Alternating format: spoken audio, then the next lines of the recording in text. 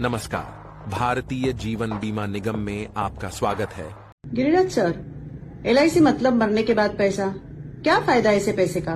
बच्चों को थोड़े ही अमीर बना के जाना है। मान लेते हैं ये साल आपका इनकम 10 लाख रुपया है साल का, तो क्या जिंदगी भर तक आप 10 लाख रुपया ही कमाने वाले हैं? अगर भगवान आपको अनुमति देते हैं 25 साल काम करने का, तो शायद अगले 10 सालों में वो 1 करोड़ 2 करोड़ या 5 करोड़ भी हो सकता है या 10 करोड़ भी हो सकते हैं। इसका मतलब आप अगर जीवित हैं तो बच्चों को एक बेहतरीन जिंदगी दे सकते हैं। लेकिन भगवान न करे, भगवान ने आपको अनुमति नहीं दी 25 साल काम करने की, तो शायद उनके हाथ में 10 करोड़ छोड़ो लेकिन 1 करोड़ रुपए भी नहीं आएगा। मुझको बताइए, अगले साल का उनका स्कूल का फीस कौन भरेगा?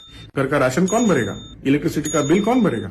है कोई व्यक्ति जो उनके खर्चे का जिम्मेदारी उठाए? इसलिए LIC होना चाहिए। अब मान लेते हैं एक पॉलिसी होल्डर के पास 25 साल का जीवन लक्ष्य पॉलिसी 50 लाख रुपए के रिस्क कवर, जिसके लिए वो महीने का सिर्फ 10,000 रुपए ही सेव करते हैं। पहले ही वर्ष उनका एक्सीडेंट की वजह से देहांत हो जाता है, तो उनके नॉमिनी को तुरंत पूरा का पूरा 50 लाख रुपया मिलता है। अगले साल से बच्चों के एजुकेशन के लिए 2.5 लाख रुपया मिलते रहेगा। कब तक मिलेगा?